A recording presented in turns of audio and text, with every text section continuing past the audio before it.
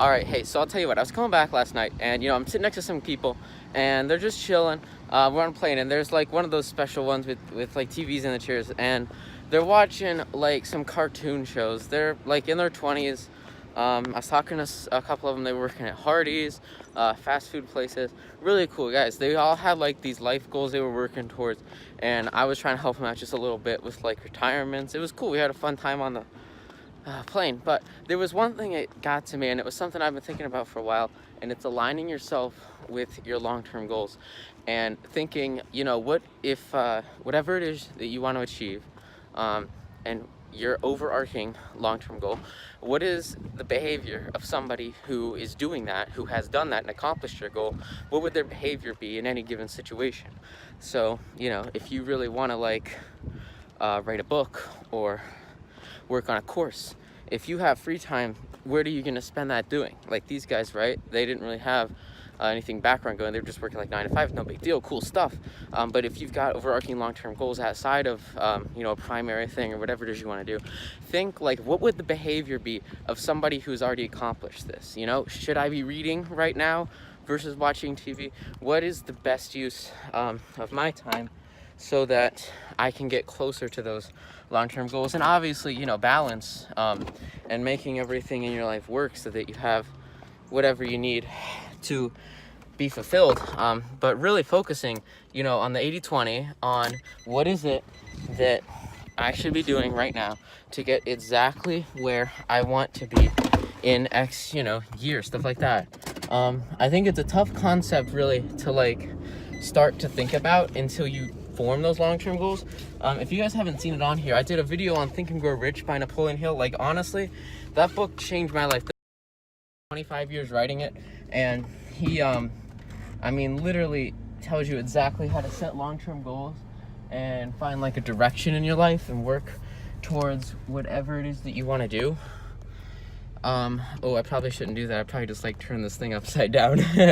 But if you don't have them yet, long-term goals, stuff like that is the stuff that really will change how you look at yourself and your potential future based solely off of where you want to be. So if you don't get anything from this, I'll tell you what, I was reading Think and Grow Rich. I read the book I think at the end of junior year of high school, and it was the beginning of summer break. I was working on my NARADs, and we were getting the company started up, and I was taking about 2, 3, maybe 4 hours a day to read that book while working on the company. And I'll tell you what, that was really when it was junior year or sophomore year. No, sophomore year was trading stocks, definitely into junior year. And because that's when I started reading a lot too, was after I read that book. Honestly, Think and Grow Rich is probably the first book I ever read to read, not for entertainment but for personal growth and development. And it's really changed my life. It's crazy stuff.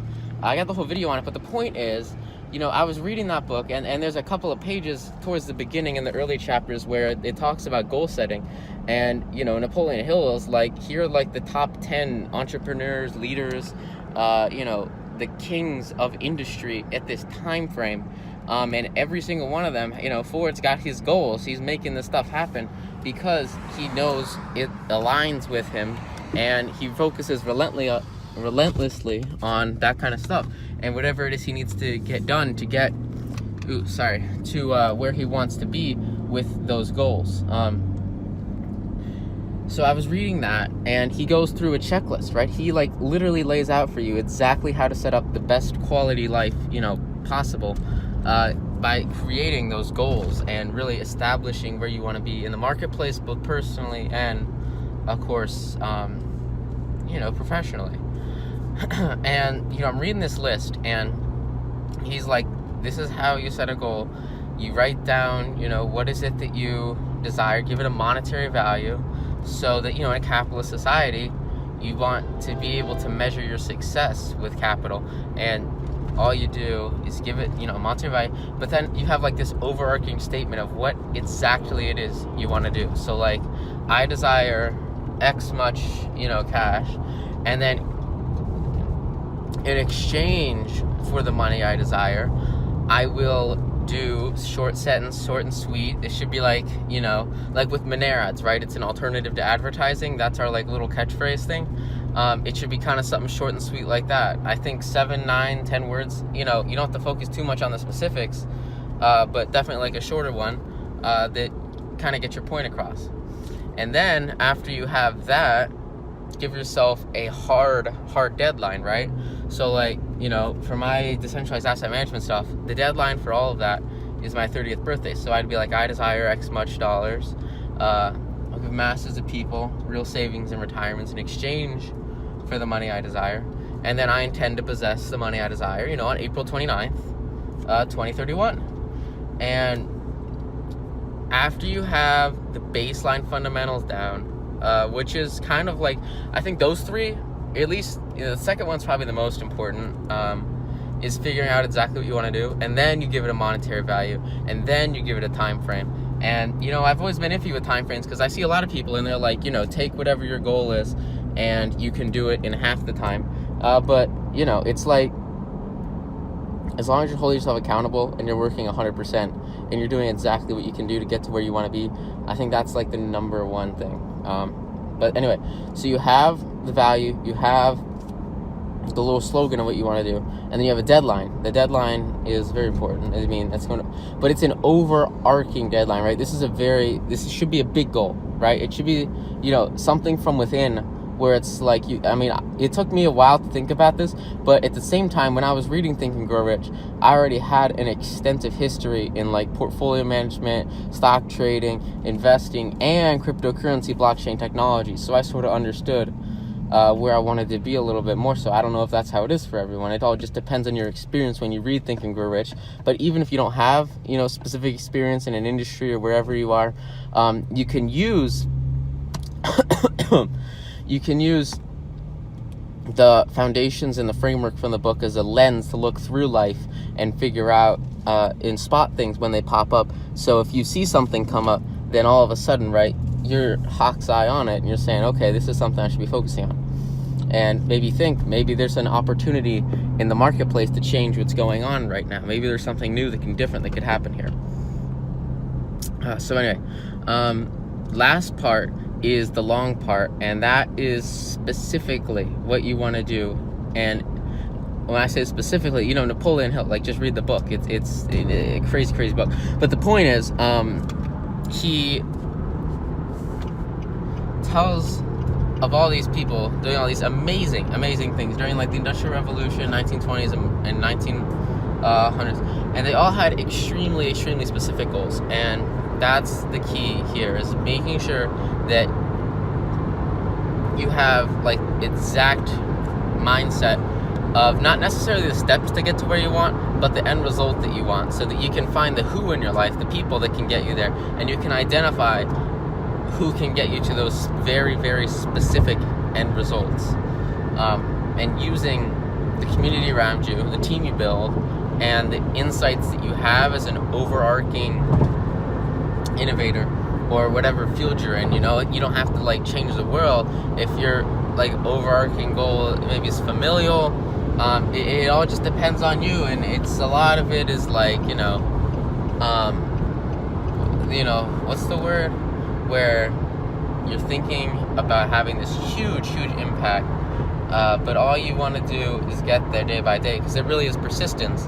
And, you know, like I talk about in the meditation video, like I read, you know, this list, 4 things, long-term goals, you know, twice a day, every day after meditation. And that's the key to having clarity. And once you know, originally I was reading it off of my phone, right? Or because I wrote it down and I was like, this is what's going to happen. But then you get it ingrained in your memory after enough sessions, and you understand at a fundamental level exactly what you want to do. And all of a sudden, you know, it just became part of me. It was something I could whip up off the fly. It was, you know, my 4th part, you know, where it's like the specifics, like it's probably a solid 2, 3, 4 sentences, and, or, you know, compound clauses, whatever you want to make it. And those ideas, principles, and underlying systems, like, they've become part of me because I just say them so much. And it's just, such a flowing part where it's like now it's just like an undying passion where it's like I have this, I deserve this, and we'll bring it to the marketplace. So food for thought, very interesting stuff. Daily reflection is just absolutely killer. I don't know if you guys have seen it, but I actually spent a couple months writing a journal, and if you're interested in really like maxing out your productivity, your reflection, your growth, like what I do every day is I'll plan my day out the night before, hour by hour, 15-minute segments, give or take. It's all approximate, but like plan out the day and then set three daily goals for the next day. And those are like the three things that, like, if I could get these three things done, I would feel very happy with the day. So that's like what I'll do every single day. Then at the end of the day, you have a reflection, you have gratitude, what are you thankful for, what are you happy about, who are you thankful for, and what happened, and then you can come back, 3 months later or 3 years later and be like, wow, April 22nd was a freaking awesome day this year. And so if you're interested in that kind of stuff, and really taking your reflections to the next level, I just published my yearly daily journal on Amazon, and it's really just like, there's no markup or anything. It's just such a huge freaking book. It's like 800 pages because there's 2 pages for every day, and then there's a bunch of notes at the end, and I've been carrying it around. It's like ginormous. I don't have it with me right now. I just leave it on my desk. But that's something I've been using a lot too, to just pump up that productivity. So goal setting, reflection. I know you can do it. You guys kill it. All right. Hey, have a good one. Thanks, guys. Have fun.